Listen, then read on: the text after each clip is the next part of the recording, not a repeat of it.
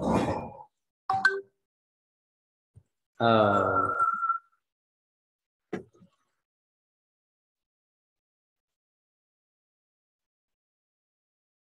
tempat kalian eko nggak jadinya? Suara saya eko nggak di tempat kalian? Tidak, Pak.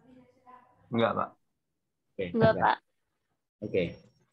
Baik, kita mulai kuliah di kesempatan hari ini di pertemuan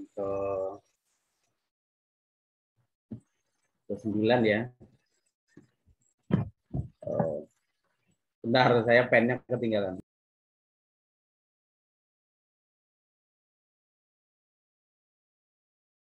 Semuanya, kita jumpa kembali di pertemuan ke-3. Ketiga kali 3, jadinya 9 gitu ya. Pertemuan ke-9. Pertemuan ke-9 ini kita akan bahas mengenai pagu anggaran. Ya. Mengenai penyusunan RKKL maksud saya. Jadi kelanjutan dari pagu anggaran kemarin. Saya tak napas dulu ya. Dari bawah betulan. Ngambil ini, penanya ketinggalan. Nah, materi yang pertemuan 9 ini cukup banyak ya. Jadi saya lihat itu ada sekitar 60 halaman ya. Jadi cukup banyak memang. Nanti kalau nggak selesai di pertemuan ini bisa lanjutkan di tab-tab gitu ya. Atau juga di pertemuan khusus. Nah,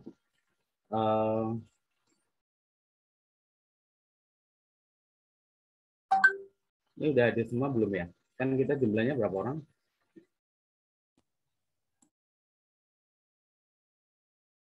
Nah, 28 orang, Pak. Udah hadir semua. 28 orang ya.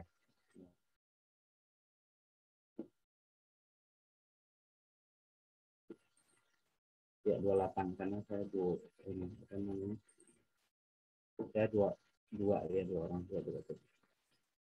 Nah, kita akan belajar mengenai pagu anggaran ini. Ya. Apa aja yang kita pelajari? Kita akan belajar mengenai penyusunan KKL, penyusunan kertas kerja, dan sebagainya sampai nanti ke rencana kinerja. Gitu. Nah, teman-teman mungkin masih ingat ketika kita membahas mengenai redesign dulu ya.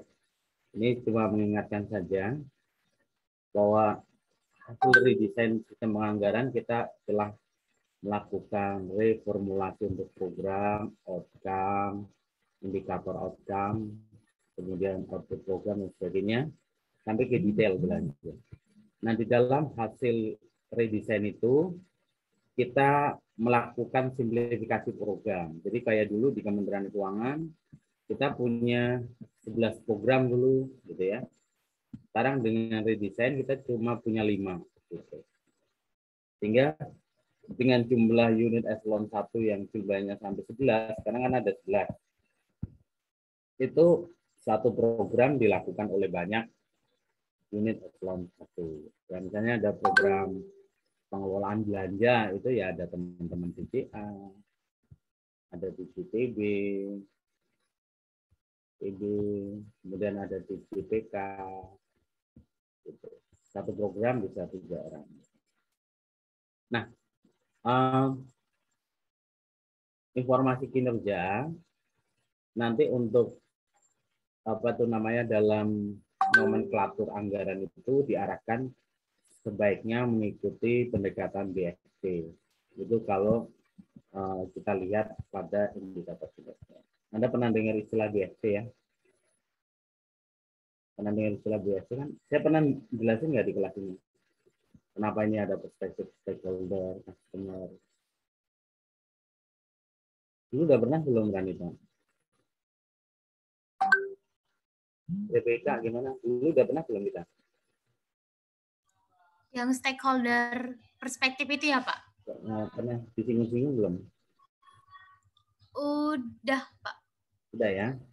Nah, ini konsepnya, ini konsep BST. Nanti teman-teman kalau mau dalami, cari aja di internet apa itu BST. Kemudian ada perspektif learning and growth, internal process. Gitu. Ini adalah skema manajemen kinerja yang kita pakai untuk membangun apa itu namanya indikator kinerja. Nah, kemudian hasil redesign itu merumuskan ada program, outcome, kemudian indikator kinerja program sama kegiatan. Program itu nanti tidak hanya mencerminkan fungsi eselon 1. Tadi saya bilang kan satu program bisa lebih dari satu unit eselon 1. Jadi contohnya program pengolahan belanja gitu ya. Kan ada banyak unit eselon 1 gitu. Kemudian diselaraskan dengan program-program belanja pada pemerintah pusat dan daerah sehingga ada inline antara program pembangunan yang dilakukan oleh Pemda dengan yang dilakukan oleh Pemkot. Jadi ada benang merahnya. Kemudian di saat merumuskan outcome, kita mencerminkan hasil kerja program yang ingin dicapai secara nasional. Jadi hasil kerja program itu diukur dengan outcome. Kemudian indikator kinerja program merupakan alat ukurnya. Kalau tadi kan outcome itu mencerminkan hasil. Indikatornya itu mencerminkan alat untuk mencapai outcome ini. Ya misalnya indikator apa itu namanya? Misalnya gini. Programnya misalnya pencegahan atau pengendalian penyakit menular misalnya programnya gitu. Nah, outcome-nya dengan apa tuh namanya hasil kerja ini apa tuh namanya program ini pengendalian penyakit menular, outcome-nya kan kita pengen agar apa tuh namanya okupasi penyakit menular terkena 80%. Jadi kalau ada errornya itu cuma 20 misalnya gitu. Atau di sini berarti outcome-nya okupasi penyebaran penyakit menular terkendali. Itu hasilnya. Alat ukurnya apa? Tingkat pengendalian okupasi. Jadi targetnya kan alatnya. Jadi kalau kita punya outcome-nya itu tingkat apa namanya berat badan misalnya outcome-nya itu berat badan. Maka indikatornya itu alat ukurnya itu ya apa tuh namanya timbangannya itu loh timbangannya apa timbangan alat badan itu ya timbangan alat badan itu ya alat ukurnya yang digunakan berarti ya berat badan itu sendiri ukuran tingkat berat badan ya kilogram itu bisa diceritain ya bisa diceritain. Nah sama kayak apa tuh namanya panjang jalan gitu. Nah alat ukurnya ya kilometer gitu. Alat ukurnya kilometer. Panjang jalan itu alat ukurnya kilometer. Nah kegiatan tidak lagi menyebutkan tugas eselon 2 tapi mencerminkan aktivitas yang dihasilkan oleh unit. Nah ini bisa kegiatan itu lintas unit juga. Kemudian output itu mencerminkan real work ya atau sesuatu yang kelihatan ya hasil langsung yang langsung kelihatan. Nah ini contoh yang output yang hasil langsung kegiatan itu ya biasanya saya sering menggunakan contoh lulusan gitu ya, kemudian jumlah sekolah ya jumlah sekolah, kemudian apa itu namanya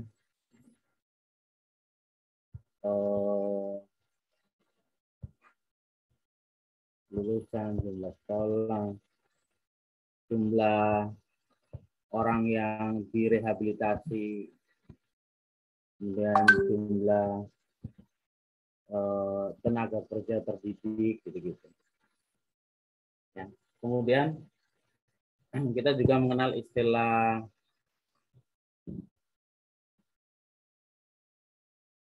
ini tadi sebagian udah ya nanti dibahas aja ya, apa dibaca ulang aja ya.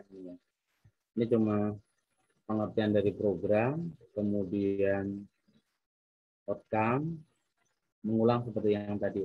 Nanti teman-teman baca kembali aja. Kemudian ini ada ARO, ini sama dengan output yang lama. Kemudian ada RO, ini sama dengan sub output. Nah, sejauh ini pengertian-pengertian ini teman-teman bisa membedakan nggak? Bisa membedakan nggak antara misalnya apa tuh namanya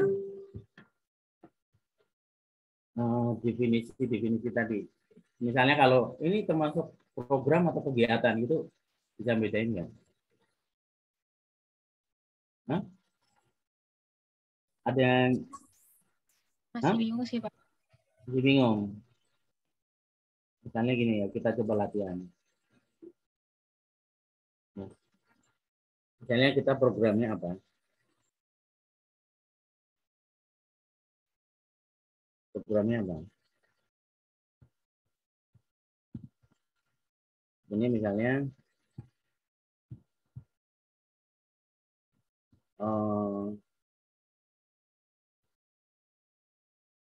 peningkatan produksi pangan, misalnya gini. Peningkatan produksi pangan. Kemudian yang perlu dipikirkan apa namanya? Tadi apa? Sasaran ya? Tadi apa? Apa aja yang perlu kita rumuskan? Sasaran program. Kemudian apa lagi? Indikator program. Terus di sini misalnya kegiatan. Kemudian indikator kegiatan gitu ya. Kemudian apa lagi? Output gitu kan. Nah, misalnya programnya peningkatan produksi pangan. Sasarannya apa? Misalnya terpenuhinya pasokan pangan nasional. Pasokan pangan nasional. Ini yang ingin kita cita-citakan. Indikator programnya apa? Misalnya persentase pemenuhan pasokan pangan nasional. Nah, gitu. Nanti indikator itu punya target, ya. Indikator kita sukses itu kalau kita bisa memenuhi persentase pemenuhan pasokan pangan nasional. Targetnya berapa? Misalnya targetnya 80% deh kita bisa penuhi, yang 20 itu impor. Lalu berikutnya, nah ini mencari indikator ini nanti didiskusikan apakah kita akan menggunakan persentase peningkatan pemenuhan pasokan pangan, atau misalnya bisa aja kita misalnya gini, penurunan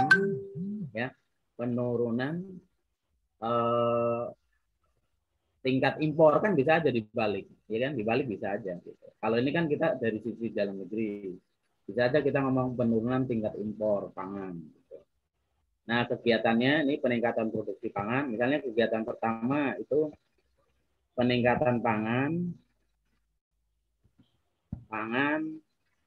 misalnya sektor pertanian gitu. Kan nanti pangan ini jangan dulu. Misalnya apa ya? Peningkatan pangan sektor atau peningkatan produksi pangan kebutuhan pokok. Nah, kebutuhan pokok bisa aja. Jadi nanti dipecah-pecah pangan itu apa aja gitu. Nah, indikator itu misalnya kegiatan 1, atau kemudian kegiatan 2 misalnya untuk produksi pangan ini kita melakukan misalnya ekstensifikasi atau intensifikasi, ya, intensifikasi lahan pertanian. Itu misalnya pertama, kegiatan pertama. Intensifikasi lahan pertanian. Indikator kegiatannya misalnya peningkatan atau misalnya indikatornya itu ini berapa kali kita panen gitu loh, berapa kali kita panen dalam setahun, misalnya peningkat apa namanya frekuensi atau juga gini, intensifikasi itu kira-kira ukurannya untuk melihat kita intensif dalam memproduksi atau menggunakan lahan pertanian itu apa misalnya frekuensi panen, kemudian jumlah tumpang sari, jumlah tanaman tumpang sari. Kalian tahu tumpang sari nggak? Tanaman tumpang sari Yang nggak? bergantian gitu ya, Pak? Jadi misalnya kita punya lahan jagung nih, lahan jagung. Kita nanam jagung, kan di sela jagung ada lahan kosong nih kan, ya kan? Nah kita di sela jagung ini nanam kacang, nanam apa. Nah ini intensif nih. Jadi lahan ini selain menghasilkan jagung, kita menghasilkan kacang. Jadi kita akan mendorong petani untuk kayak gitu. Berarti misalnya persentase implementasi tumpang sari di lahan pertanian gitu. Itu indikatornya. Ya. Nah, berarti nanti output pertama misalnya kita kegiatan intensifikasi ini misalnya membuat lahan percontohan. Output pertama lahan percontohan tumpang sari. Nanti berapa bidang, ya. Misalnya di sini outputnya itu lahan percontohan. Nanti targetnya misalnya 1000 hektar. Itu ya teman-teman ya. Nah nanti output ini untuk mencapai lahan pertanian ini, ya lahan percontohan, untuk mencapai output lahan percontohan tumpang sari, teman-teman harus breakdown lagi ke komponen. Caranya gimana nih? Cara membuat lahan pertanian. Pertama misalnya seleksi lahan. Kita akan milih lahan punya petani. Jadi yang jadiin contohan itu punya petani, bukan lahan pemerintah. Kalau lahan pemerintah, ntar petani menyangkal itu lahan pemerintah udah paling bagus gitu. Nah, dipilih kita seleksi dari petani. Yuk petani siapa yang pengen lahannya jadi percontohan. Kemudian edukasi petaninya tahap 2. Ketiga dikasih bibit. Gitu. Itu tahapannya komponennya. Jadi cara mendefinisikannya itu seperti itu. Dari mulai kita definisikan program dulu. Program itu mau tercapai kegiatannya harus apa aja. Gitu. Nah, tiap program kegiatan kita pikirkan dia disebut sukses itu apa. Lalu kita membuat target. Gitu ya. Nah, kita lanjut ke materi kita. Nanti sebagian saya lewat-lewatin ya, biar soalnya ini banyak banget barang. Ini KRO, RO ini kita lewatin aja ya. Ini tadi komponen saya udah ngasih contoh ke teman-teman. Komponen itu misalnya tadi untuk mencapai lahan apa namanya lahan percontohan kita harus ngapain aja. Komponen ini harus mencerminkan fungsi manajemen. Kemudian komponen itu bisa dibagi lagi subkomponen. Contohnya tadi komponen pertama kan seleksi lahan. Seleksi lahan. Nah, seleksi lahan ini kan bisa pertama kita apa itu namanya? Subkomponen pertama itu tentukan kriteria.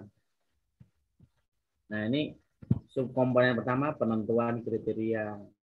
Yang kedua pengumuman. Yang ketiga proses penilaian.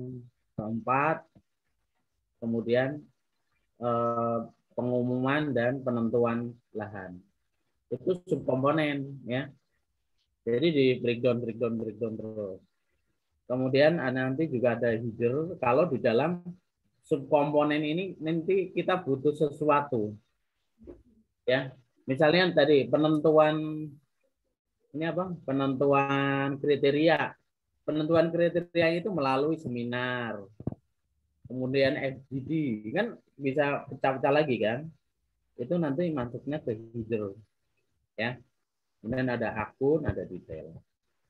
Ini kita lihat satu. Nah, teman-teman kalau bicara RKKL nanti ada dua jenis. RKKL Satker, ada RKKL Kementerian. Ini Satker. Kalau RKKL Satker, itu ada 3 bagian. Bagian A, B, sama C. Kalau A itu isinya rencana kinerja. Bagian B itu rincian belanja. Tapi hanya sampai komponen. Sedang bagian C isinya target. Pendapatan. Pendapatan ini maksudnya PNBP. Nah, kita bisa membuat bagian A gitu ya. Bagian B, bagian C ini perlu kertas kerja. Maka RKKL itu dilampiri suatu dokumen namanya kertas kerja. Jadi kalau teman-teman bikin RKKL yang kita kerjain itu kertas kerjanya. Nanti dia hasilnya akan membentuk bagian A, B, C. Yang kita kerjain kertas kerjanya. Kertas kerja itu mengisi sampai ke level detail. Nih, detail. Jadi kita akan ngisi harga satuannya berapa, kemudian kita butuh berapa kuantitas atau volumenya. Gitu. Untuk mencapai atau mendukung komponen, subkomponen, header yang sudah kita tentukan. Ya tadi, misalnya komponen seleksi lahan, kita ngapain aja. Kemudian RKKL di level KL nanti ada 3 formulir. Formulir 1, 2, sama 3. 1 itu isinya informasi anggaran dan kinerja. Informasi kinerja dan anggaran. Tapi levelnya level PA, level menteri. Tapi kalau 2 sama 3 itu levelnya level eselon 1. Bedanya kalau formulir 2 itu menyajikan informasi hanya sampai ke output program. Jadi simpel dia. Beda dengan formulir 3 yang sampai ke level kegiatan. Nah, teman-teman di BUN, mereka punya RKKL juga teman, namanya RDP BUN. Ya. Nah, RDP BUN hanya dibikin oleh BUN dalam hal ini Kementerian Keuangan. RDP BUN itu ada yang RDP BUN untuk subsidi, untuk hibah, pembayaran bunga utang, gitu ya. Tapi kalau kita di kementerian lain kita nggak akan bikin ini. Yang kita bikin ini. Nah, kita lanjut. Ini contoh saja, teman-teman. Contoh untuk kertas kerja. RKKL. Tadi kan saya bilang di sini RKKL itu kalau level Satker itu ada bagian A, B, C. A, B, C ini dibuat kalau kita langkah pertamanya dengan mengisi kertas kerja. RKKL. Nah, kertas kerja itu mukanya seperti ini. Ya. Ini muka yang udah jadi. Kalau belum jadinya ya teman-teman akan bisa pakai Excel, bisa pakai aplikasi. Kalau sekarang pakai aplikasi. Nah, di situ kita lihat informasi di kertas kerja ini. Ada informasi kode, program sampai detail. Kemudian di sini ada perhitungan. Ini di sini juga ada informasi KL, unit kerja, kemudian satkernya apa, sama alokasi total. Kemudian kita lihat di sini, ini ada program pendidikan pelatihan aparatur bidang keuangan negara. Kemudian ini ada kegiatan pengembangan SDM melalui penyelenggaraan program pendidikan program diploma keuangan. Kemudian ini ada output, ini output nih layanan pendidikan. Nah ini kebetulan yang jadi contoh ini masih kayaknya ini tahun 2010-an ini. Pak Irwan ngambilnya 2010-an mungkin. Kalau yang sekarang ini nomenklaturnya udah sedikit beda ya. ada yang menggunakan lulusan pendidikan program diploma. Nah, kalau di sini menggunakan lulusan, ya, maka di sini nanti satuannya juga orang. Kalau ini menggunakan layanan, layanan itu merujuk pada satu prodi. Jadi ada prodi satu itu satu layanan. Nah, indikator yang baik ini kan indikator, ini kan menunjukkan target ya. Ini menunjukkan target. Ya. Output yang baik itu sebaiknya dia langsung walk real ya, yang tadi disampaikan di depan. Jadi eye-catching, kelihatan langsung bahwa dia dilakukan atau tidak dilakukan. Jadi akan lebih baik kalau di sini tuh misalnya lulusan atau peserta didik, kan belum tentu dia langsung lulus. Kalau diploma kan belum tentu lulus ya. Kalau misalnya kalian nggak punya, misalnya ini adik kelas kalian nih, adik kelas kalian kan ada jeda 1 tahun. Ya kalau misalnya kalian udah lulus semua, ini tempat ya, tempat ya, ya kan? Kalau kalian udah lulus semua kan dia nggak punya kakak kan, nggak bisa kita menggunakan indikator lulusan. Nanti tahun kita nggak ada lulusan, dianggapnya kita gagal kan. Maka bisa kita pas trilateral meeting kita bilang, Pak kami nggak cocok pakai kata lulusan. Cocoknya apa gitu? Cocoknya peserta didik karena ya, kami kan belum tentu lulus gitu ya. Karena dia mau naik kelas. Iya. Nah, nanti ada syarat untuk mencapai, untuk merumuskan output itu ada syaratnya dia harus going concern. Going concern. Jadi ketika membuat kata-kata itu kita harus memikirkan kira-kira dia bakalan mati atau dia cuma hidup di tahun itu. Nah, output yang baik itu going concern. Akan selalu ada. Oke. Kemudian ini kan output. Nah, di sini ada sub output nih, prodi. Kemudian di sini ada apa tuh namanya? Komponen. Nah, ini ada akun. Ini ada detail. Kemudian ini ada perhitungan.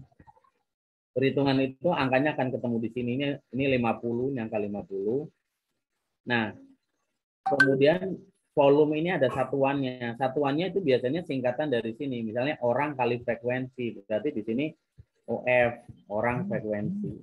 Ini dia pakai kata orang kali. Ini kurang tepat aja karena di depan dia udah pakai frekuensi. Ya. Kalau bisa di sini OF, orang frekuensi. Jadi menunjukkan satuan kalinya. Sebenarnya frekuensi sama kali sama sih, cuma lebih baik konsisten biar kita melihat perhitungannya itu runut ya. Misalnya nih orang lokasi bulan, berarti OLB. Orang lokasi bulan. Ini pakai OB dia, lokasinya enggak ada. Ini orang hari gitu kan, di sini orang hari. Ini enggak ada apa tuh namanya? Enggak ada aturan resmi bahwa oh dia harus gini gitu, enggak ada sih. Cuma teman-teman bisa ngelihat di PMK tentang standar biaya. Di sana kan ada harga satuan itu apa? Orang hari, ya udah kamu pakai aja orang hari. Gitu. Kemudian di sini harga satuan. Ini harga satuan.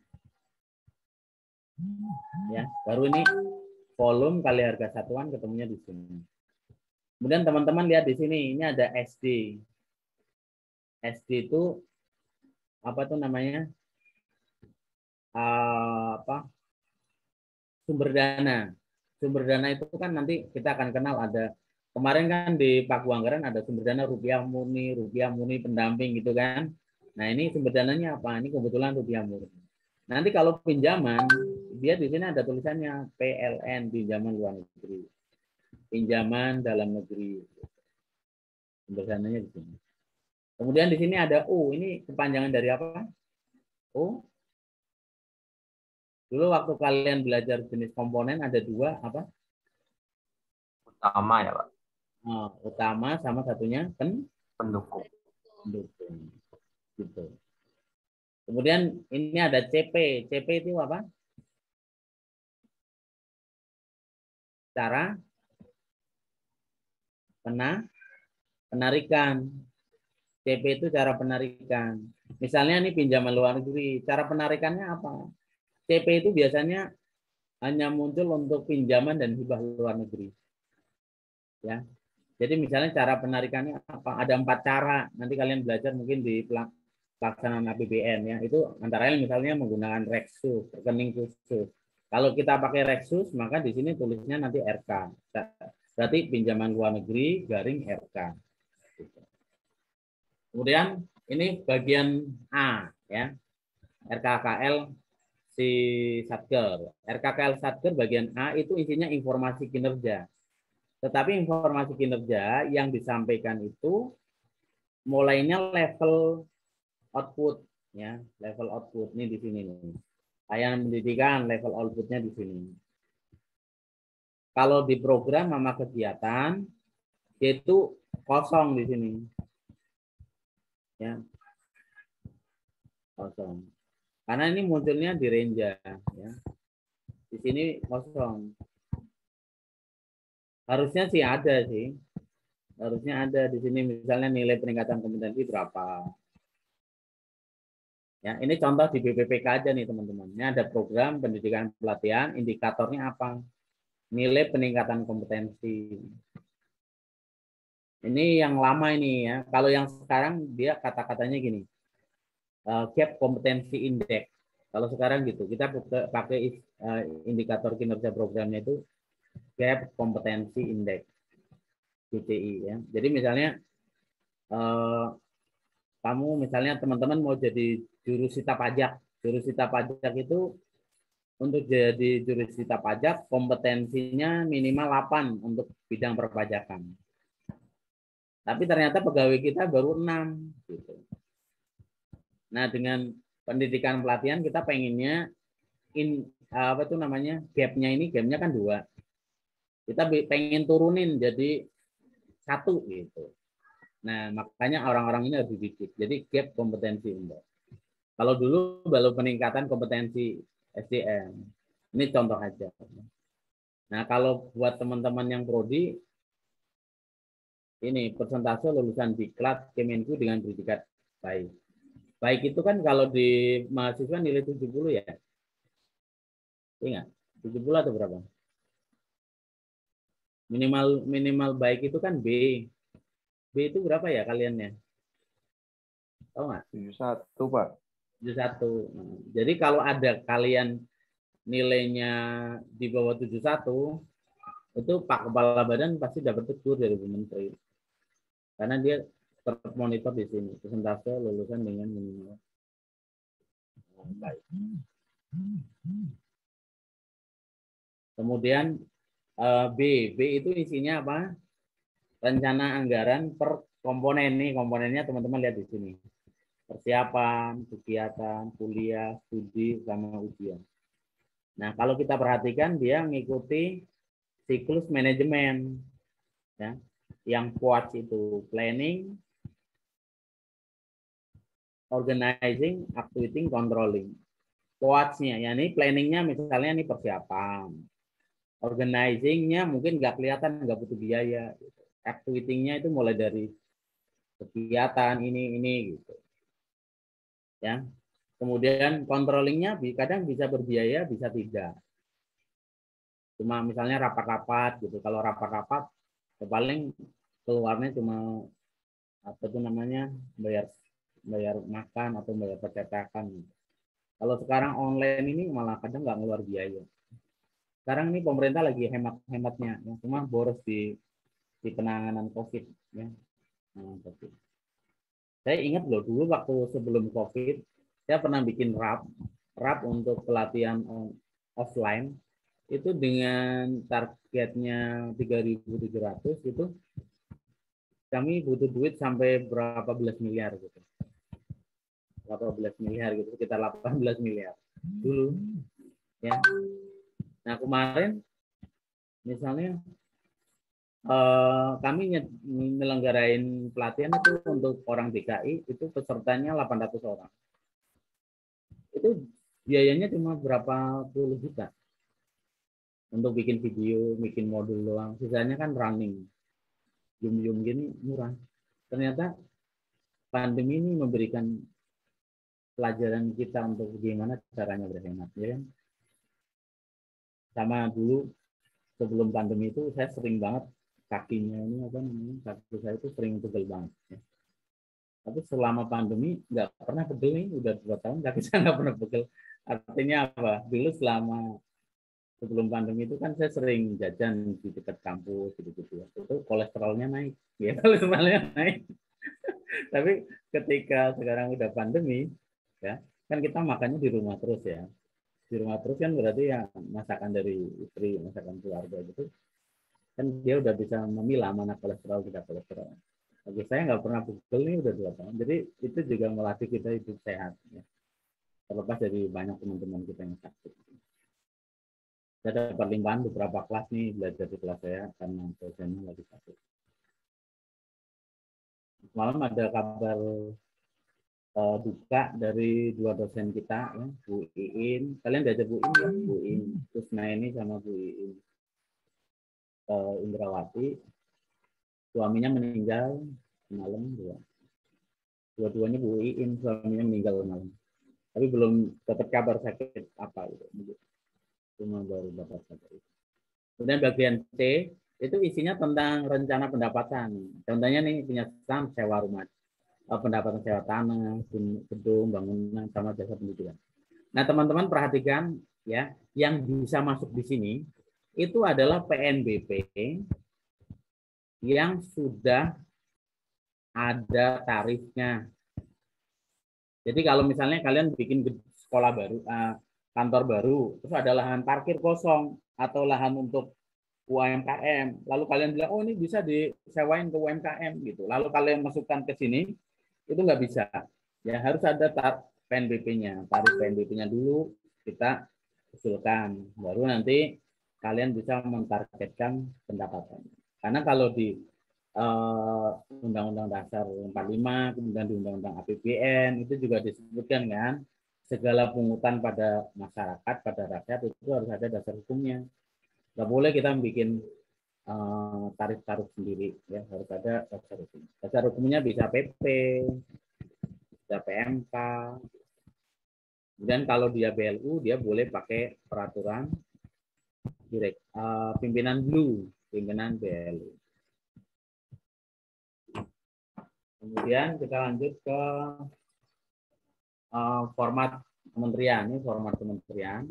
Ini formulir 1, isinya informasi kinerja untuk kementerian. Kinerja untuk kementerian. Nah, kalau formulir 2 sama 3, teman-teman bisa lihat di PMK 208 2019. Ya, nanti cek di situ. Nah, sekarang ke penyusunan kertas kerja. Kertas kerja itu nanti menyajikan informasi. Ini saya yang saya sampaikan yang poin-poin dulu, nanti teman-teman ulang lagi yang membacanya. Itu menyajikan informasi sangat detail sampai ke detail belanja. Tadi kan sudah kita lihat ya. Detailnya itu sampai ke misalnya tadi nih apa namanya? Ini di sini. Misalnya honor ketua tim berapa, honor wakil ketua berapa, transportasi berapa, penginapan berapa gitu. Itu sangat detail ya. Dia sampai akunnya juga ini detailnya. Nah, kalau teman-teman ingat, dulu ada dokumen yang mirip dengan kayak gitu, namanya RAB, rincian anggaran biaya. Cuma RAB itu lebih simpel karena RAB itu kan muncul pada saat awal dulu ketika ada review angka dasar gitu. Sama satunya lagi pas new inisiatif kan RAB dibutuhkan saat ini. Nah, pada saat ini belum ada kebutuhan sampai ke akun. Makanya RAB itu tidak sampai ke akun. Tetapi informasinya detail juga, dia sampai honor wakil berapa, honor ketua berapa, percetakan berapa gitu. Nah, RAB dan new inisiatif ini itu dibuat oleh eselon 1. Walaupun mungkin eselon 1-nya waktu bikin dia minta usulan ke satuan kerja. Tetapi secara formal dia harusnya dibuat eselon 1. Kemudian bedanya lagi, RAB ini kan dia menjadi dokumen ikutan dari KAKRA ya. Jadi dia dokumen yang tidak terpisah dari KAK atau TOR. Ya, dulu mungkin saya menggunakan istilah TOR misalnya. KAK sama TOR itu sama aja, atau ada juga nyebutnya proposal gitu ya. Sama aja. Nah, dilampiri sama RAP. Nah, KAK sendiri itu hampir sama kayak RAP ini, cuma bedanya tadi akun akun. Kemudian berikutnya, kalau kertas kerja itu dibuat kan dalam rangka RKKL. RKKL itu dibuat oleh Satker. Makanya KAK itu dibuat oleh setiap Satker. Nah, kalau di mana tuh? Di lapangan gitu ya, aktualnya biasanya teman-teman itu ketika bikin RAP, dia ya sekalian bikin kertas kerja. Jadi kalau ditanya RAP-nya mana yang dia sodorin itu dokumen yang mirip kertas kerja sampai akun, biasanya gitu. Kenapa? Dia pikirnya kami sih daripada kerja 2 kali. Gitu.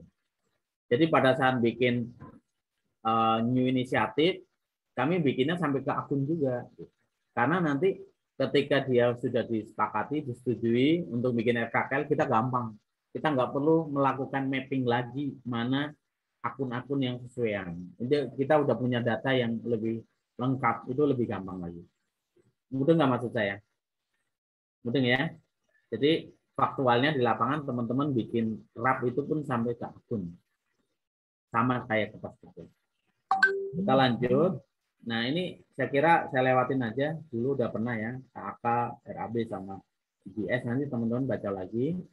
Kemudian struktur. Informasi yang ada di dalam RKKL, Satker. Itu merupakan entitas dari eselon 1 yang punya kewenangan untuk mengusulkan dan sebagainya. Nah, ini contohnya PKN STAN misalnya. Ini masih menggunakan nama yang lama ya. PKN STAN. Nah, Satker ini salah satu ciri Satker itu dia punya DIPA. Ya, punya DIPA. Jadi kalau ada kantor pemerintah dia nggak punya DIPA, itu bukan Satker. Ya. Adakah kantor pemerintah yang nggak punya Satker? Ada. Ya. Kalau kalian main ke Pangandaran itu di pinggir pantai itu kan ada yang tinggi banget tuh, yang pinggir mercusuar tuh. Nah ini ada yang pengawas mercusuar gitu ya. Itu bisa jadi dia bukan Satker karena pegawainya cuma 5, 6 gitu yang ngawasi mercusuar. Nah itu namanya UPT, unit pelaksana teknis. UPT itu tidak punya DIPA. Maka dia kalau mau belanja gitu dia harus meminta ke kantor di atasnya. Kantor di atasnya namanya Satker. Jadi Satker itu biasanya di bawahnya ada UPT. Di universitas itu Satkernya universitas gitu. Tapi UPT-nya ada UPT perpustakaan, UPT lab gitu. Ya. Jadi tidak semua kantor adalah Satker. Satker itu unit entitas yang mempunyai kewenangan untuk merencanakan, mengusulkan, melaksanakan, dan melaporkan. Jadi dia bisa menjalankan fungsi manajemen secara utuh. Kemudian ada juga program, tadi sudah kita bicarakan, apa definisi program, penjabaran dari kebijakan sesuai dengan visi misi. Lalu dia dimasukkan untuk mencapai outcome. Ya. Kemudian dia berisi kegiatan. Outcome apa? Keadaan yang ingin dicapai ketika berfungsinya output dalam jangka waktu tertentu. Outcome itu bisa ada yang jangka pendek, menengah, sama jangka panjang. Kemudian kegiatan. Kegiatan itu penjabaran dari program. Tadi saya akan cerita program terdiri dari banyak kegiatan gitu ya. Tadi programnya kan peningkatan apa tadi ya programnya? Peningkatan produksi pangan ya. Iya kan? Peningkatan produksi pangan. Kegiatannya itu pertama misalnya intensifikasi lahan pertanian gitu misalnya. Dan yang kedua misalnya pengalihan fungsi hutan dari hutan produksi ke hutan lahan pertanian misalnya. Kemudian kegiatan ini ciri utamanya adalah adanya tindakan pengerahan sumber daya. sumber daya. Sumber dayanya bisa orang, fasilitas atau barang modal, dana, atau kombinasinya. Kemudian dia menghasilkan barang atau jasa, ya, barang atau jasa yang kita sering ngomongnya itu output, ya, sering ngomongnya output. Kalau di beberapa aturan ini output ini menggunakan istilah namanya keluaran, ya.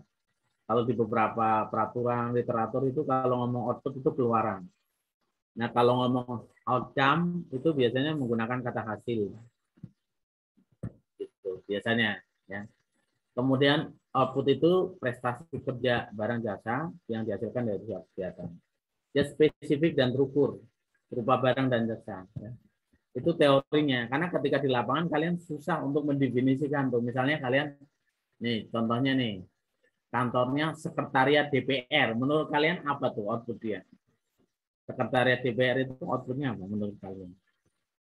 Dan outputnya prestasi kerja barang jasa yang dihasilkan oleh suatu kegiatan untuk menjalani program bersifat spesifik terukur. Ayo, sekretariat DPR apa itu? Kalian bisa 2 minggu mendefinisikan ya. Apa ya? Nah di trial meeting nanti kita diskusi itu apa paling cocok, apa yang kamu hasilkan, outputmu apa? Ada yang mau Lutfi? Kira-kira apa Lutfi? Kalau sekretariat DPR itu outputnya apa, Lutfi?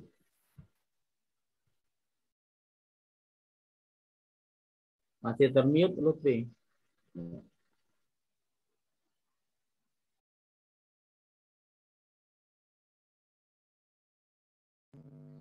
Cek. Iya. Mas, ya masih bingung juga Pak kalau sekretariat kayak gitu apa ya? Apa? Kan, ya, bingung kan? Nah kadang kalau iya. Kira-kira apa? Kamu ngusulin apa?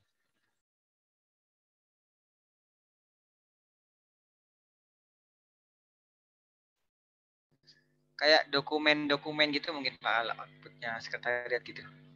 Iya, tapi gini, kelemahannya ketika kita menggunakan output dokumen, itu orang itu berpikirnya, ya udah, kalau sudah ada barangnya udah, gitu. Ya kan? Dia jadinya as the usual gitu. Nah makanya kadang akhirnya menggunakan kata-kata layanan, misalnya layanan protokoler anggota dewan gitu-gitu. Dia akhirnya menggunakan gitu ya. Kan sebenarnya sekretariat DPR itu melayani anggota dewan kan. Layanan protokoler, kemudian menggunakan layanan akomodasi anggota dewan gitu. Jadi ini gampang nih teman-teman kita definisikan. Tapi kalau kalian kerja itu kita akan menemukan mentok-mentok ini apa sih sebenarnya barangnya gitu ya. Tapi kalian nggak usah khawatir. Biasanya kalau ujian kami menggunakan kantor-kantor yang outputnya itu clear, ya. Misalnya kantor pemuliaan benih, gitu ya. Nah itu udah clear. Apa sih hasilnya? Hasilnya benih yang dimuliakan, yang akan dipakai oleh petani, ya kan? Itu clear. Tapi kalau kantor-kantor yang ambigu itu banyak tuh, kantor-kantor yang ambigu. Yang dia biasanya cuma sekretariat. Ya. Oke. Kemudian di bawah output tadi ada sub output, nanti teman-teman bisa baca sendiri ya. Sub output itu yang perlu diperhatikan itu adalah satuannya harus sama dengan output. Ada komponen, tahapan komponen. Nah, kemudian di bawah komponen itu ada subkomponen tapi sifatnya opsional, baru ada akun dan ada detail. Di akun kita tahu ada 8 jenis belanja, ya kan? Tapi kalau di kementerian biasa itu biasanya yang dipakai cuma belanja pegawai, belanja barang, belanja modal, dan belanja sosial. Belanja yang lain itu adanya di akun. Ya, kan kita mengenal ada 8 jenis belanja. Nah, yang kita pakai cuma di KL biasa itu isinya cuma pegawai, barang modal, dan sosial. Ya. Kemudian kalau teman-teman lihat informasi atau data level terakhir yang ada di apa tuh namanya RKKL adalah detail. Detail itu seperti ini. Ya. Keperluan sehari kantolan, anggaran koran, ya, rapat pimpinan, belangko, pengadaan, penjilitan, gitu. Kemudian di sini ada kode akun. Nah, teman-teman lihat di sini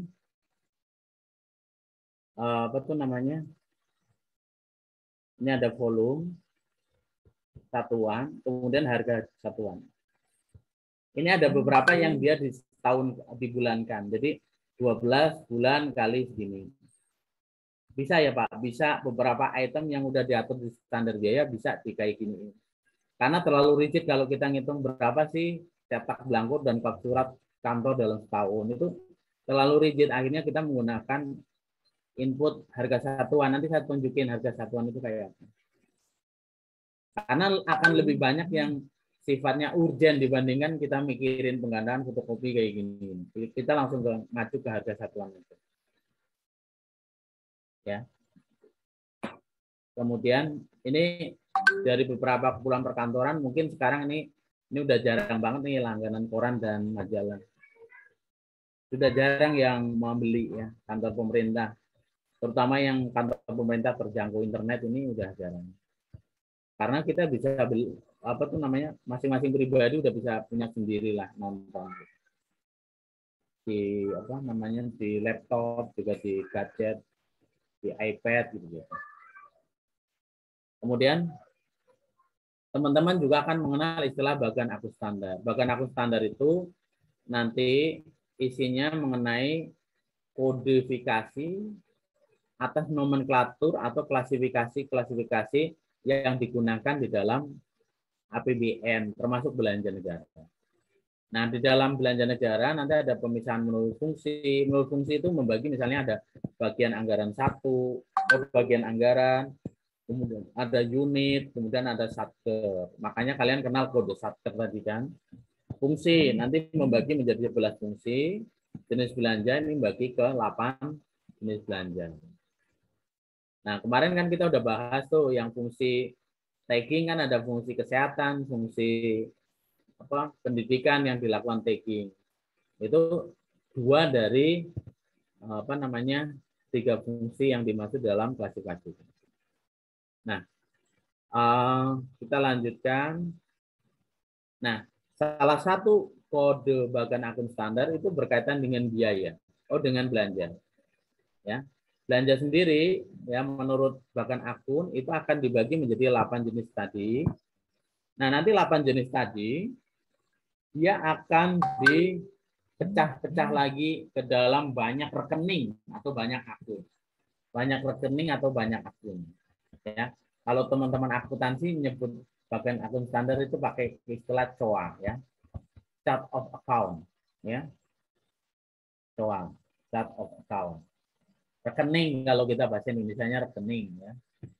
Nah, rekening untuk belanja itu akan terbagi atas 6 digit. 2 digit pertama itu namanya jenis belanja. Nah, nanti teman-teman bisa lihat di PMK 214 yang detailnya itu kalian bisa lihat di sini. Yang detailnya itu diperjelas di cap DJPB. Nomornya itu 211 tahun 2018. Ya, nanti akan lihat tuh apa namanya detailnya dari bagan akun standar sendiri. Nah, segmen dari bagan akun standar ada 12. Saya nggak akan jelasin satu-satu. Intinya akan ada kodifikasi untuk satker, KPPN, akun, program, gitu ya. Nah, kita akan fokus di segmen akun, ya, segmen akun. Untuk membicarakan mengenai segmen transaksi atau kode akun atau kode rekening. Kalau yang lainnya nanti baca nih ya. Baca ya.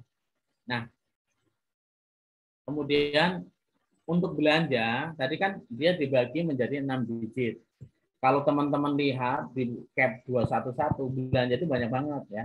Nah, ini yang ditampilin di sini yang sering dijumpai di kantor normal ya, di kantor normal. Karena bisa jadi ada di luar ini yang masih kita butuhin. Ini cuma yang di kantor normal.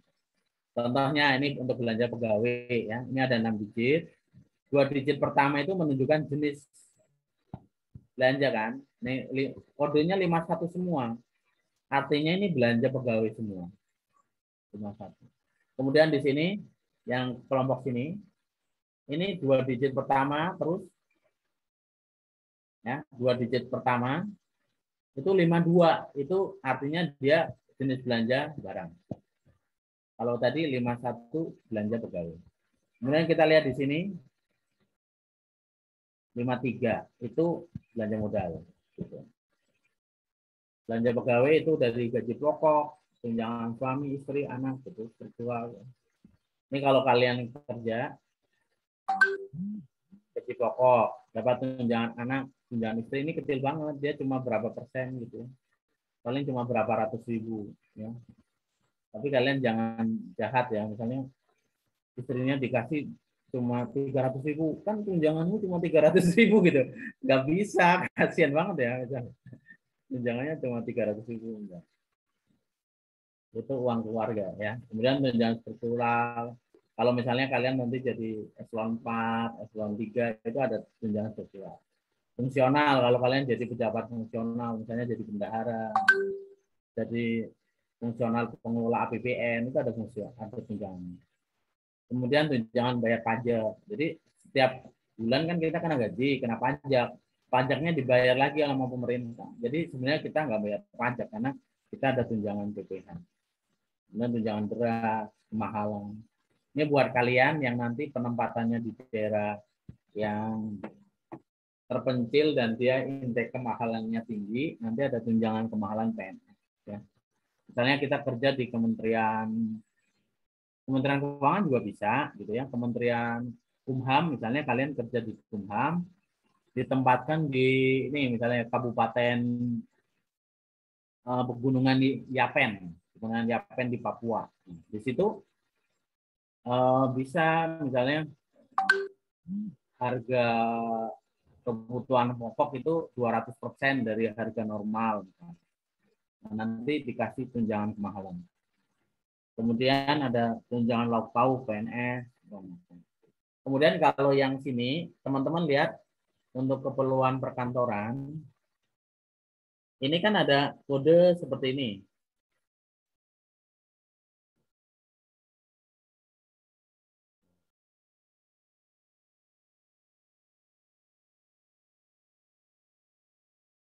Nah, di sini teman-teman lihat ada kode seperti ini nih. Ya. 5211. 5211 itu artinya belanja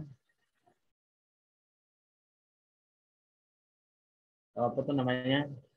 Belanja operasional ya, belanja operasional.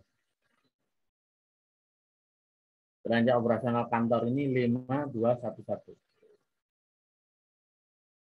Nah, itu ada keperluan perkantoran, pengadaan barang jasa, penambah daya tahan tubuh, dan surat dinas dan sebagainya. Nanti kita bahas beberapa akun kepentingannya buat seperti apa.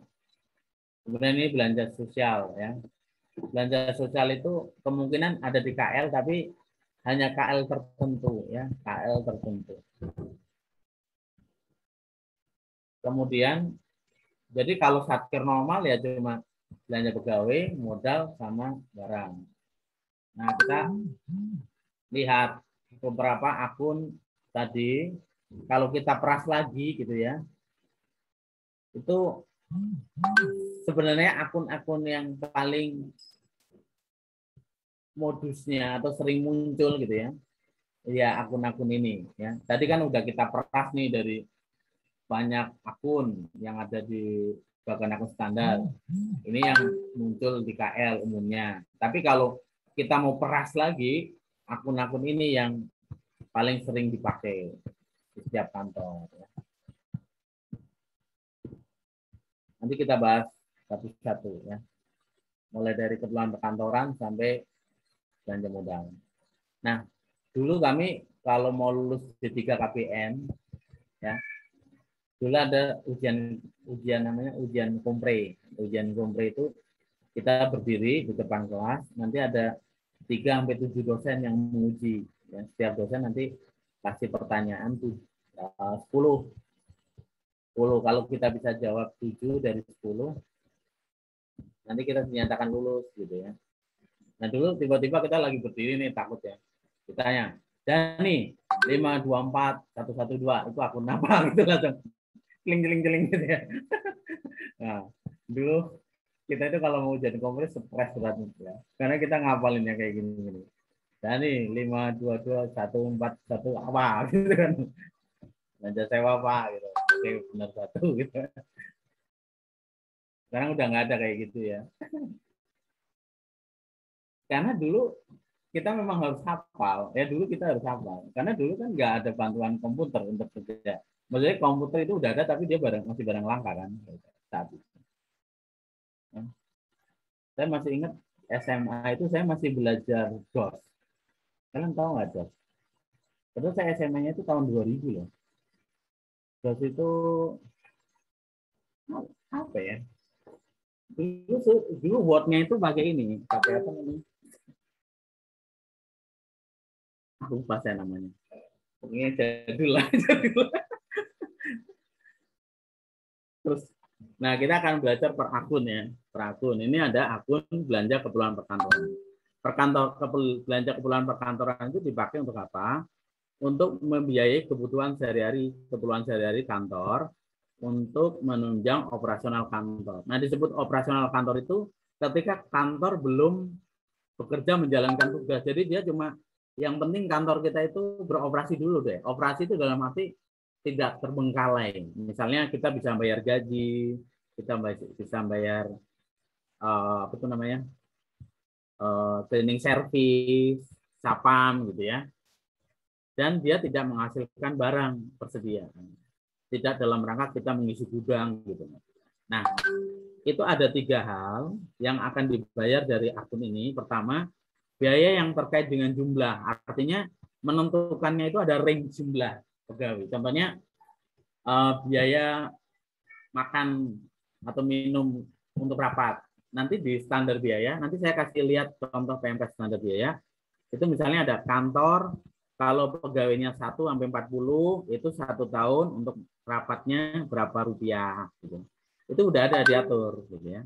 Jadi terkait dengan jumlah. Kemudian yang kedua, tidak terkait dengan jumlah. Contohnya mau jumlah pegawainya berapa itu enggak ngaruh. Yang pengaruh itu apa? Jumlah sapamnya. Sapam itu dalam hari ini ntar kita terkait dengan honornya. Kemudian baju dia, baju untuk ini, kemudian alat-alat yang kayak pentungan itu, sepatu itu dibayar dari ini keperluan perkantoran. Kemudian CS kan punya seragam gitu-gitu, ya itu juga dari sini.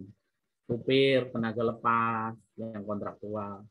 Kemudian telex itu sekarang udah jarang ya. Dan internet, ya. Kemudian ini nggak ada nih kalau di kantor biasa itu kantor diplomat. Kemudian penggantian sertifikat termasuk bayar PBB ya, bayar PBB itu juga masuk dalam keperluan perkantoran. Kemudian mengganti inventaris yang di bawah nilai kapitalisasi. Sekarang jam berapa ya?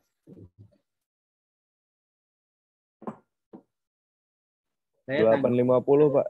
Oh ya, saya ngisi ini dulu ya, ngisi apa namanya?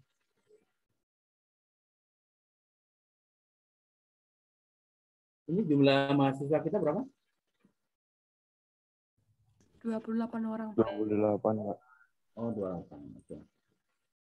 Kalian habis ini ada kuliah nggak? Ada, Pak. Jam berapa? 9.30, Pak. Ya.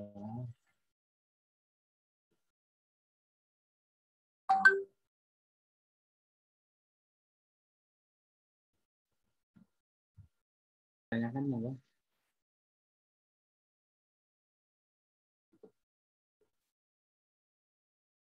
Mau di apa? Pak, saya mau tanya. Ya. Kalau di kertas kerja itu kan dia mirip sama RAB, Pak. Tapi untuk perinciannya sendiri, misalnya kalau di kertas kerja itu perlu nggak, Pak? Jadi misalnya kalau ATK dia dirinci, misalnya kayak pulpen kayak gitu-gitu, Pak, harus dirinci atau cukup ditulis ATK aja, Pak? Nah, ya cukup ditulis ATK aja. Karena kalau kalian rinci sampai kayak gitu, nanti RKKL kalian bisa apa tuh namanya? Bisa tebel banget ya, bisa tebel banget. Jadi cukup ATK berapa, tapi ngelihatnya kewajaran juga, jangan sampai kemahalan. Jangan sampai apa tuh namanya? Terlalu berlebihan. Misalnya kalian bikin kegiatan nih, kegiatannya cuma seminar, lalu kalian bikin ATK-nya 20 juta gitu, itu kan nggak wajar. Tapi kalau kalian cuma nulis 2 juta gitu itu nggak masalah. Jadi nggak harus detail, nggak harus detail. Kecuali misalnya gini, kalian bikin apa tuh namanya seminar eksekutif. Seminar eksekutif itu isinya para menteri yang ikut. Nah, kalau kalian ATK-nya cuma 2 juta untuk sekali seminar itu nggak cukup ya. Kan level menteri ketika bikin souvenir ya, souvenirnya masa mau kalian beliin apa tuh namanya tempat, misalnya beliin souvenirnya cuma booklet gitu atau booknote gitu ya, itu kan terlalu murah gitu kan buat level menteri misalnya. Kalian bikin souvenirnya sampai 5 juta per menteri, nah itu kalian harus detail ini 5 juta itu apa aja sih gitu. Jadi kasuistik untuk hal biasa kalian bisa itu normal, apa tuh namanya, nggak detail nggak apa-apa, tapi kalau dia sudah di luar kewajaran kalian harus detail gitu ya. Kadang ada kan yang rapat apa itu namanya, misalnya dulu kami ada diklat eksekutif untuk apa tuh namanya, untuk ngirim pimpinan kita ke luar negeri. Kita nggak mungkin misalnya kita kasih tas dia itu tasnya yang harga 300.000 gitu, nggak mungkin, karena dia mau ketemu dengan negara-negara lain. Maka untuk menunjukkan marwah negara atau apa kan kita harus kasih barang yang bagus. Misalnya dia mau ketemu orang mana gitu, masa barangnya murah-murah kan gak enak kan. Artinya kita beliin yang lebih gitu. Nah itu di luar pelajaran. Nanti di rapnya kita jelasin kenapa kita milih, bukan di rap, di kakaknya kita jelasin kenapa kita milih barang yang seperti itu. Gitu ya. Ada lagi yang lain? Terima kasih, Pak.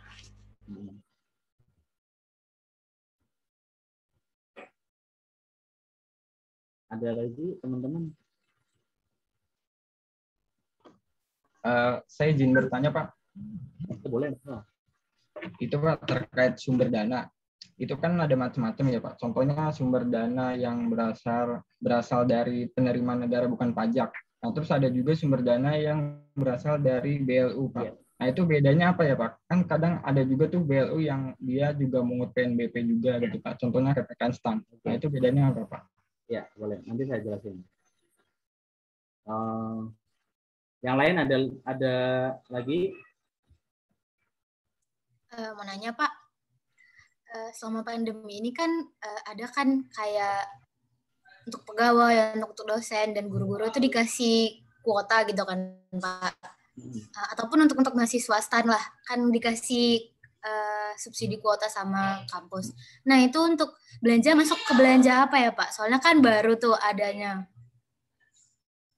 Oh iya. Oke.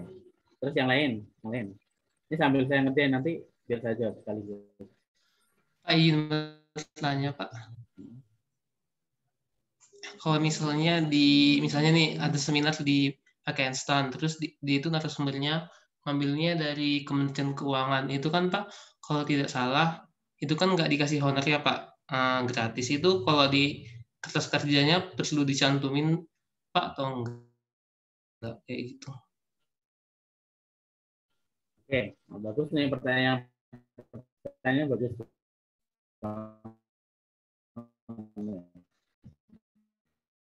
dan biaya masukan. Saya sambil buka standar biaya masukan. Kan kalian 9:30 kan mulainya kan?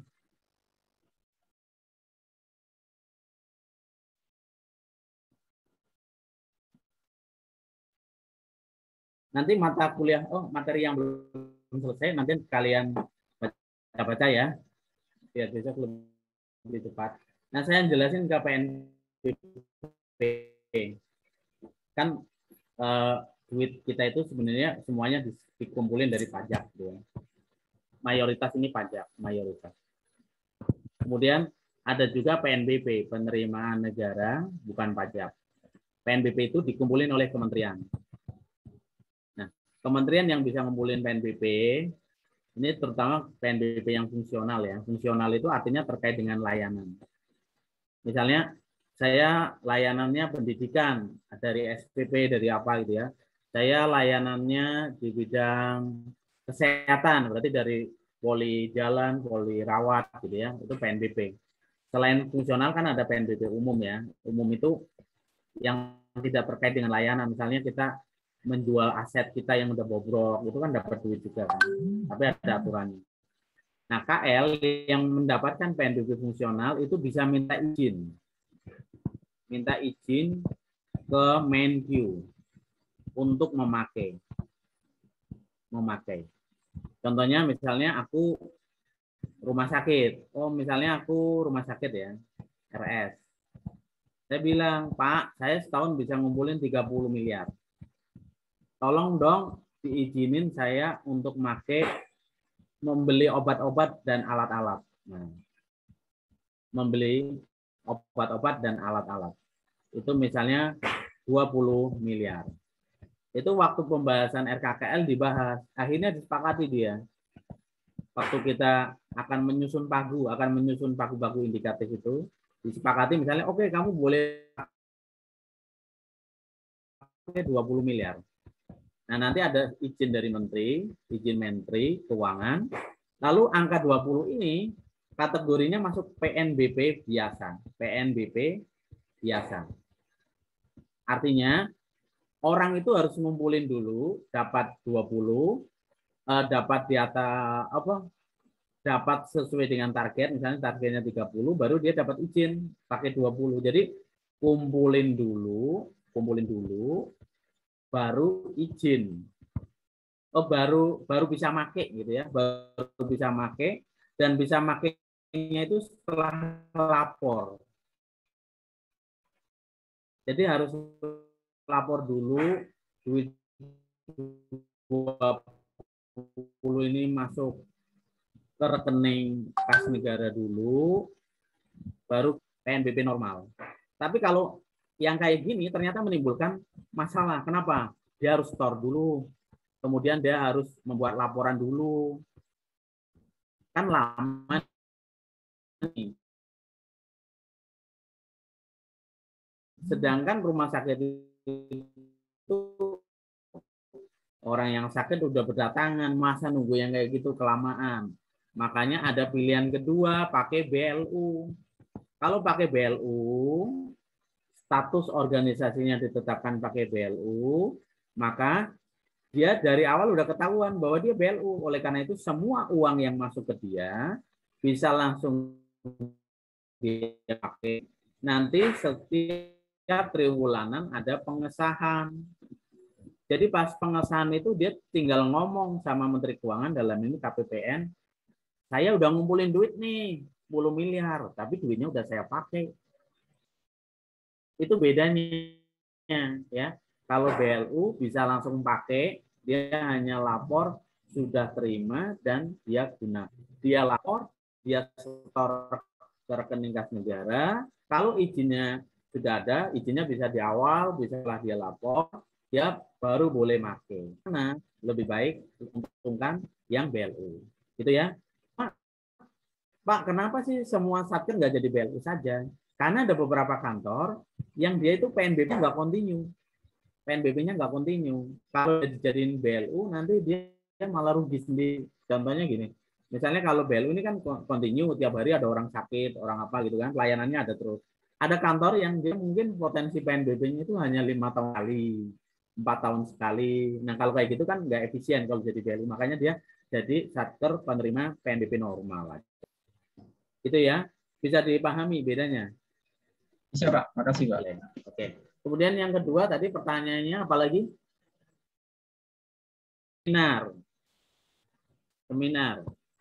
Seminar itu kan ada item-itemnya, nanti ada narasumber, ada apa gitu kan. Kalian hitung misalnya narasumber 3 orang kali 1 frekuensi gitu. Ketemu misalnya 1 orangnya itu 750. 1 frekuensi 1 orang ngomongnya 3 jam.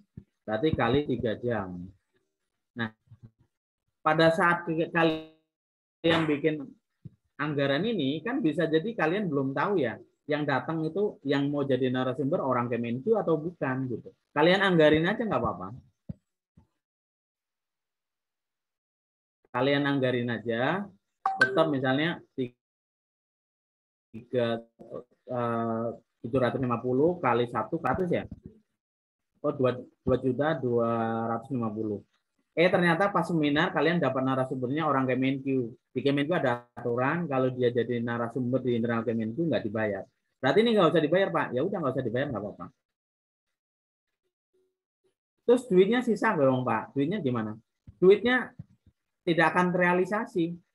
Ya, kan duitnya masih di kas negara. Kalian nggak jadi ambil, ya kan? Duitnya masih di kas negara. Nah, kalau awalnya anggaran kalian 87 juta untuk sekali seminar, ini gara-gara kalian nggak bayar ini, kalian cuma pakai 82. Artinya tidak terrealisasi sekitar 5 juta. Misalnya ada pos lain yang nggak terrealisasi. 5 juta ini nanti dianggapnya sebagai sisa pagu. Sisa pagu yang banyak dari banyak kegiatan, itu bisa kalian geser ke tempat lain nanti melalui proses revisi anggaran. Gitu. Ya. Revisi anggaran. Oke, ada lagi tadi pertanyaan yang apa ya yang belum terjawab. Pertanyaan siapa? Saya Pak yang ini kan ada gawai lah gitu Pak. Nah, itu masuk ke belanja apa ya Pak untuk Oke. Tadi kan saya menjawab pertanyaan yang seminar itu kan akhirnya ada pos-pos yang tidak terrealisasi kan? Ya nggak? Pos yang tidak terrealisasi misalnya tadi dari seminar orangnya internal, oh nggak dibayar. Terus dulu ada anggaran belanja makan, dia tidak dibayar karena ternyata sekarang pakai Zoom terus kan. Kalau rapat ketemu kan harus beliin makan. Ini enggak ternyata. Akhirnya banyak yang nggak terrealisasi kan. Nah, yang nggak terrealisasi ini yang kemarin oleh pemerintah, oleh Presiden disuruh lakukan realokasi dan refocusing. Kemarin perintah dari pimpinan Kemenku, kemudian dari Presiden juga itu arahnya yang tidak dipakai kayak gini direalokasi, direfocusing. Kita lihat mana nih yang tidak dipakai, kita pindahin realokasi. Kegiatan yang nggak penting karena tidak dilakukan itu direfocusing.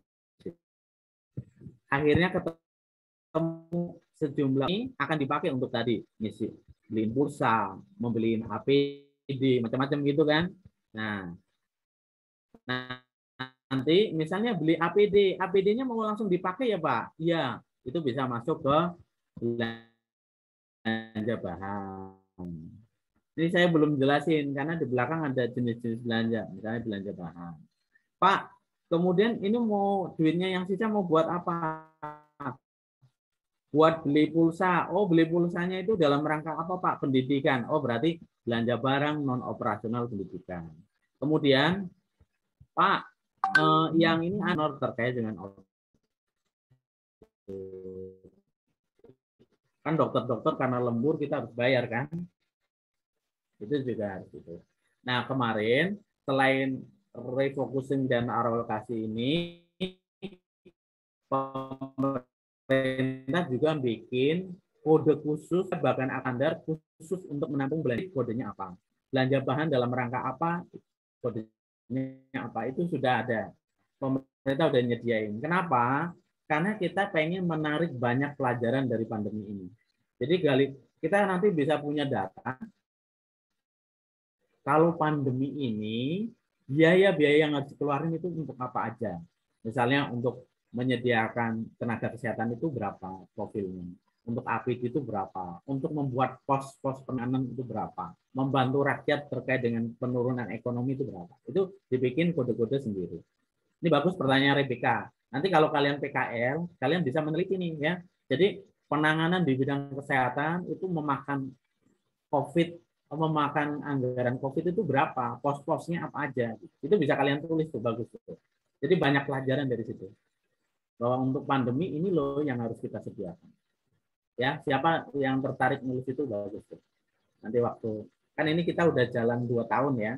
Nanti kan pas kalian nulis KTTA datanya udah lengkap tuh, ya, udah lengkap. Nanti bisa dibandingin dengan pelayanan kesehatan sebelum COVID dan sudah ada COVID, posnya perbedaannya di mana. Gitu. Oke, masih ada 3 menit, saya lanjutkan kuliah ya. Pak, izin bertanya lagi Pak. Tadi kalau misalnya kalau dari awal udah tahu narasumbernya itu dari Kemenko, itu masih tetap ditulis pada kertas kerjanya atau gimana Pak? Kalau dari awal sudah tahu, kalau menurut saya ini mending ditulis. Mending ditulis. Berarti dinolkan ya Pak? Enggak, kalau kalian dari awal sudah tahu Kemenq, udah yakin 100%, dia nggak ditulis nggak apa-apa. Tapi kalau saya sebagai perencana anggarannya, saya akan memilih tetap menulis alokasi anggarannya. Karena saya nggak tahu, kan kalian bikin anggaran itu kan sekarang nih hari ini. Anggaran itu dipakai untuk 1 tahun ke depan kan. Maksudnya kita nih bikin RKKL bulan Juni itu akan dipakai di tahun 2022 kan. Masih setahun lagi kan. Emang kita punya keyakinan bahwa dia itu udah presisi nih. Kalau menurut saya mending ditulis aja. Toh uangnya nggak banyak kan, cuma 2 juta, misalnya 2 juta atau 3 juta. Daripada nanti kalau ternyata terrealisasi, terus kalian bingung kan. Tapi kalau sudah yakin bener gitu, nggak apa-apa, nggak usah ditulis. Contohnya gini ya. Contohnya gini. Di BPPK, kita punya badan diklat keuangan, termasuk di STAN, itu kan isinya kegiatan ngajar kan. Isinya kegiatan ngajar kan. Yang ngajar itu ada widyaswara, ada dosen. Kalau yang ngajar widyaswara sama dosen itu tidak dibayar. Jadi saya ngajar seperti ini itu tidak dibayar karena memang saya tugasnya ngajar. Ya kan? Tugas saya ngajar. Maksud dibayar, terus gaji saya bayar apa dong gitu kan? Maka nggak dibayar. Yang dibayar itu cuma kelebihannya. Kelebihannya. Jadi misalnya tugas saya sebagai dosen itu ngajar misalnya berapa ratus jam. Ternyata saya ngelebihin, nah kelebihannya baru dibayar. Nah, kemudian pada saat kami Badan Diklat itu bikin rencana pelatihan, itu ketahuan nih, misalnya 1 tahun itu ada misalnya 1 juta jam belajar. Kita bisa menghitung itu. Kan saya dulu perencana anggaran, saya tahu bahwa 1 tahun itu kita ada sekian jam belajar di Badan Diklat. Kita ngitungnya dengan jumlah pegawai Kementerian Keuangan, kewajiban dia jam belajar, kemudian rencana program kita apa aja, kita ngitung, oh ternyata kita akan menyelenggarakan 1 juta jam tahun depan. Lalu kita ngelihat data historis yang lama, misalnya bertahun-tahun, ini gunanya evaluasi anggaran. Tadi kan tahap pertama itu kan kita harus melakukan evaluasi anggaran. Kita cek angka-angkanya. Di tahun yang lalu, dari 11, misalnya dari total jam pelatihan, berapa yang diajar oleh orang internal BPPK atau oleh WI, oleh dosen itu berapa? Lalu oleh orang luar berapa? Tahun ini berapa, tahun ini berapa, tahun ini berapa, tahun ini berapa. Baru setelah itu kita tahu, oh ternyata sumber daya internal BPPK, WI dan dosen itu cuma bisa mengcover 72% dari rencana jam pelatihan kita. Karena sisanya adalah orang luar. Ya kan? Nah, orang luar itu dia butuh 28%. Kalau kayak gini, maka alokasi honor pengajar saya hanya akan ngasih 28% dari 1 juta. Itu bisa. Jadi kalian harus punya justifikasi. Saya naruh angka ini kenapa? Kalian jelasin nih Pak. Data historis kami itu bilangnya seperti itu. 28% diisi orang luar. Makanya honorarium kami alokasikan hanya 28. Nanti kita pilih program mana yang kemungkinan diajar oleh orang luar. Itu boleh, sisanya kita nolkan. Itu namanya efisiensi alokasi. Jadi kita udah mikir dari awal, apa nih yang bisa kita efisienkan sejak pengalokasian. Efisiensi kan ada dua, efisiensi alokasi dan efisiensi operasi. Efisiensi alokasi itu efisiensi yang kita munculin sejak kita mengalokasikan. Kalau operasi itu ketika kita beli, misalnya kita punya duit ketika kita ke pasar, oh ternyata harganya cuma 700, duit kita 1 juta, berarti efisiensi operasinya 250. Itu karena kita sudah mengeksekusi, kita tahu bahwa kita efisien. Tapi kita bisa juga menempuh efisiensi alokasi. Kita udah mikir dari awal. Kayaknya nih kira-kira segini. Tapi kayaknya itu kalian harus basis perhitungan. Ya. Mudah nggak maksud saya? Bisa ya? Nah, berpikir bahwa 20% ini diampu oleh orang luar, diajar orang luar, lalu kita langsung mengalihkan dengan 1 juta, itu bisa diambil pilihan. Dengan catatan, kapasitas normal kita belum dilampaui. Mudah nggak maksud saya? Misalnya gini, dosen kita, WI kita, itu jumlahnya cuma misalnya WI 200, dosennya 150. Apakah dua orang ini, dua jenis pekerja kita ini, dia memilih kapasitasnya udah dipenuhi atau belum, terpenuhi atau belum? Maksudnya orang itu mentok kerjanya itu di segini, Pak. Kalau kita bilang dia itu 72% bisa mengcover, itu kapasitasnya udah terpenuhi atau belum? Bisa jadi dia udah terpenuhi, dia termehek-mehek kerjanya gitu loh. Kalau kalian bilang 72% dia bisa mengcover, itu kita perlu lihat apakah kenaikan target 1 juta jam ini sudah melebihi dari batas normal atau tidak. Jadi informasinya harus kalian olah dulu. Ya, kita punya data seperti ini, kita olah, lalu kita lihat porsi kemampuan WI kita, kemudian beban kerjanya udah terpenuhi atau belum, baru sisanya kita bayarkan honornya. Gitu. Tapi justifikasi dari data historis itu bisa kita lakukan. Bisa kita pilih untuk menempuh efisiensi alokasi. Kalian bisa nangkap maksud saya? Tadi yang nanya siapa? Saya, Pak. Mudah nggak? Bisa, Pak. Hah?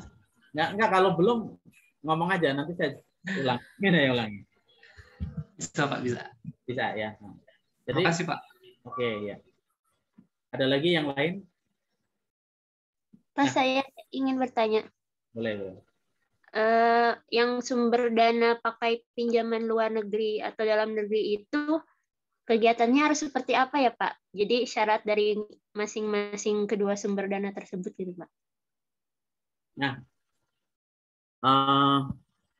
nanti kalian ada pelajaran namanya pengelolaan pinjaman. Pengelolaan pinjaman. Jadi kegiatan dengan pinjaman luar negeri itu tidak serta-merta kita bisa mengatakan saya pinjaman luar negeri itu enggak. Biasanya akan dibuka sesi oleh Bappenas, dia melis siapa nih yang akan melakukan kegiatan proyek dengan pinjaman luar negeri. Lalu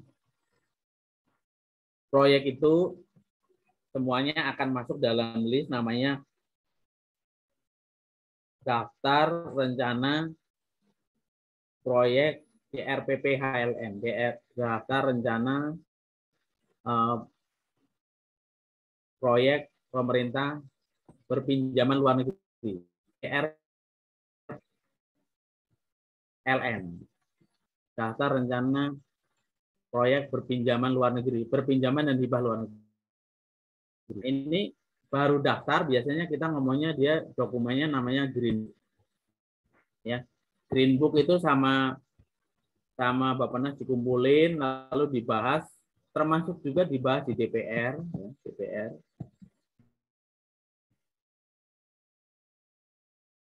Nanti DPR itu persetujuan antara DPR nanti di-list kembali, termasuk dengan melihat kesiapannya, ya, kemudian studi kelayakannya, itu akan masuk namanya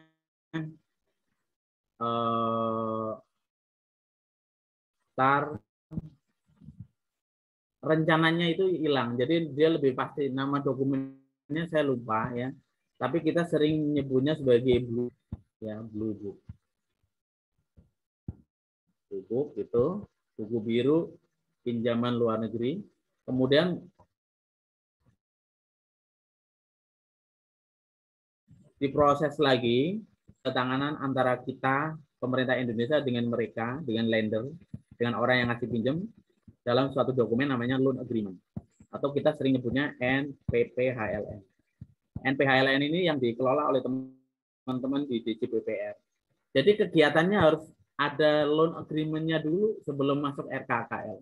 Teman-teman harus punya loan agreement-nya dulu. Untuk ngurus loan agreement bisa setahun, 2 tahun. Jadi nggak bisa serta-merta. Kalau kalian jadi perencana anggaran di RKKL, kalian yang penting nanya dulu sama orang yang ngurusin pinjaman luar negeri. Loan agreement-nya udah ada belum? Belum. Kalau udah nggak, kalau belum ada ya udah dipending dulu nggak apa-apa. Kecuali di tahun, misalnya kan kita bikinnya di bulan RKKL itu bulan Juni ya, Juni.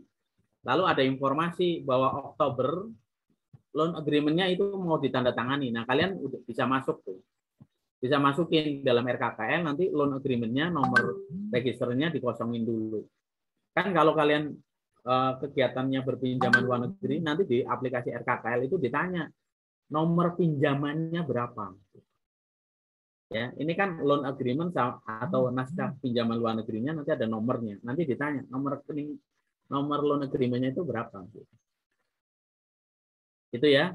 Jadi tidak semua bisa dipinjam luar negeri, berbiaya pinjaman luar negeri, harus ada dokumen sumber perjanjiannya. Oke, ada lagi? Kalau nggak ada udah ya, kalian mau kuliah kan? Nanti kalian telat di sebelah. Saya kira cukup itu. Makasih semuanya. Assalamualaikum warahmatullahi wabarakatuh. Waalaikumsalam warahmatullahi wabarakatuh. Terima kasih. Terima kasih.